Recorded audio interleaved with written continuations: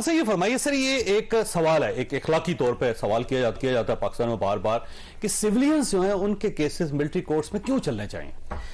चौधरी साहब, इससे पहले चूंकि मदर साहब ने कहा कि एक प्रेसिडेंट मौजूद है और वो है इफ्तिखार चौधरी साहब की, मैं मतलब एक तारीखी हकीकत बताऊं कि वो क्यों पहले अपॉइंट किया गया। ठीक, इफ्तिखार चौधरी साहब पे जनरल मुशर्रफ मरहूम को एतराज ये था और उनकी टीम को, इतना तवील अरसा चीफ जस्टिस रहेगा अगर ये आ गया, इनकी मुद्दत कम की जाए मतलब। और इफ्तिखार चौधरी साहब को ये बात पता चल गई थी, वो पाकिस्तान के हर उस बंदे के पास गए जो जनरल मुशर्रफ को कोई बात कह सकता था। ठीक, मुझे कैसे पता लगी? जब मुन्नस इलाही साहब का केस था, चौधरी शुजात साहब बड़े गुस्से में थे, उनका भांजे हैं वो, उन्हें कहा ये साढ़े कोल आया, उन्हें कहा मेरे तो कुरान चुका लो, मैं कोई ऐसा फैसला नहीं करांगा, मैंने चीफ जस्टिस लवाओ, ये हुण साढ़े ते पै गया।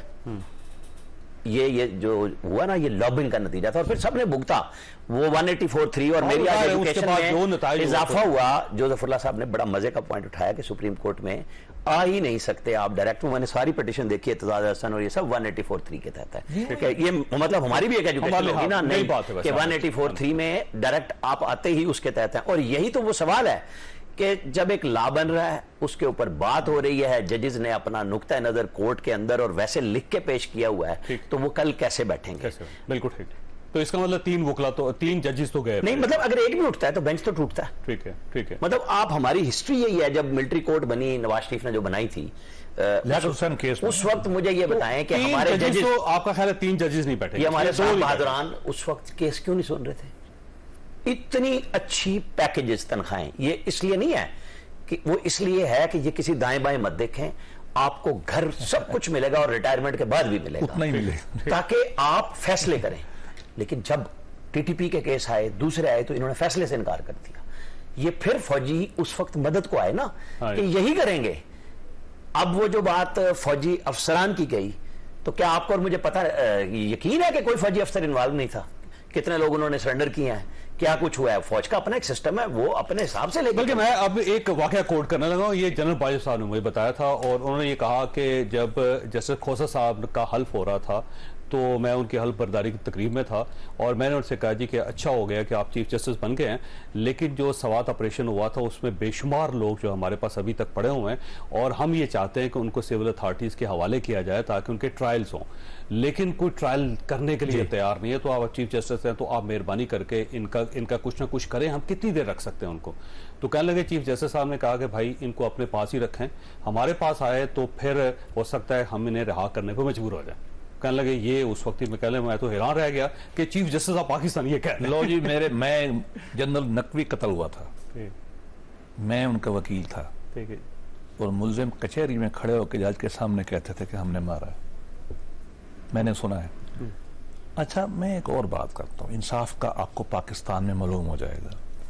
सवात ऑपरेशन में एक लॉ बना था in aid to civil power, ठीक, जिसमें हमने लोगों को पकड़ा, उनके ट्रायल हुए, इंटरमेंट सेंटर, पता है ना आपको, हजारों लोग उसमें इन्वॉल्व थे। उसको पेशावर हाई कोर्ट ने, जस्टिस सेठ वकार ने, मरहूम शहीद ने कह दिया कि ये इलीगल है, ठीक। उसके बाद ये case supreme court of Pakistan में आया। मैं इत्तेफाक से सुप्रीम कोर्ट में बैठा हुआ था, जस्टिस चीफ जस्टिस गुलजार साहब के सामने ये केस लगा और उसको कर दिया गया एडजर्न, ठीक है। आज तक केस लगा ही नहीं है, ठीक है, और वो हजारों लोग जो हैं वो उसी मिलिट्री अथॉरिटीज के अंदर जो है सिस्टम में काम कर रहे हैं। यानी वही जो जनरल बाजवा की बात सुनाई, अंदाजा लगाओ यार कि क्या वो इंसान नहीं है? अगर इंसाफ का पैमाना एक है तो मैं तो कहता हूँ सबके साथ, ठीक, सिर्फ इसलिए कि अब इमरान खान है, मुझे इस पे बड़ा दुख है। आपको ख्याल है ये चेयरमैन पीटीआई को सपोर्ट दी जा रही है? ये उसको बचाई मुंह हमने तोड़ गया है, तो उसको बचाने की कोशिश। भाई अगर आप ह्यूमन राइट्स के लिए करते तो बलोचों के लिए खड़े हो, उनका ट्रायल इसमें नहीं होता। आप पठानों के लिए खड़े हो, साउथ पंजाब के बच्चों का ट्रायल इसके अंदर नहीं हुआ और इन्हीं अदालतों ने उसको जस्टिफाई नहीं किया। क्या ये जो केस, हजारों केसेस आपको पता है जो हुए, गिरफ्तारियां है ना, मिलिट्री सेंटर में लोग थे, उनका कितने साल से अपील क्यों नहीं लगी? कोई पूछ सकता है, कोई बता सकता है? मैं रोज सुप्रीम कोर्ट में जाता हूं, मैंने नहीं देखा उसको। इंसाफ की देवी अंधी है, पट्टी लगी हुई है, हाथ में तलवार है और एक हाथ में तराजू है। हमारे यहाँ जो तलवार है ना वो लगती है भुट्टो पे, नवाज शरीफ के ऊपर, मेरे ऊपर, और तराजू झुक जाता है कभी सोने की तरफ, कभी इक़्तिदार की तरफ, ये जो बड़े बड़े केसेस पाकिस्तान की हिस्ट्री में हुए हैं, मौलवी तमीजुद्दीन खान से आज तक, देखिए मुझे एज ए शहरी दुख है और मैं तो ये कहता हूँ सिस्टम को टूटना चाहिए। और मजहर साहब ने बिल्कुल कहा, किस हुकूमत की, इंक्लूडिंग माई सेल्फ, हमने कितना किया जस्टिस सिस्टम के लिए? रॉटन है। 25 साल लगते हैं एक सिविल कोर्ट में, 25 साल। मैंने जमाली साहब के सामने तकरीर की कराची में इस मसले पर, वो नाराज हो गए। एडीआर का सेमिनार था जी, सिद्दीकी साहब ने कराया था, साहब का चीफ जस्टिस ने। मैंने कहा देखें हमें एडीआर पे जाना, अल्टरनेट डिस्प्यूट पे जाना चाहिए, इसलिए कि 25 साल। और मैं नई बात बताऊं आज आपको, मैंने एक केस किया है मियां नवाज के साथ मिलकर, 100 साल में फैसला हुआ। 100 साल में फैसला हुआ? हलवाल की 100 साल में फैसला हो गया? हो गया। अच्छा, हलवाल में लैंड अलॉट हुई 1902 में, ऊपर नीचे होते हुए 2002 में मैंने नौकरी छोड़ी थी। मेरा यह पहला केस था, मैंने इंसिस्ट किया। सिस्टम तो हमारा ये है।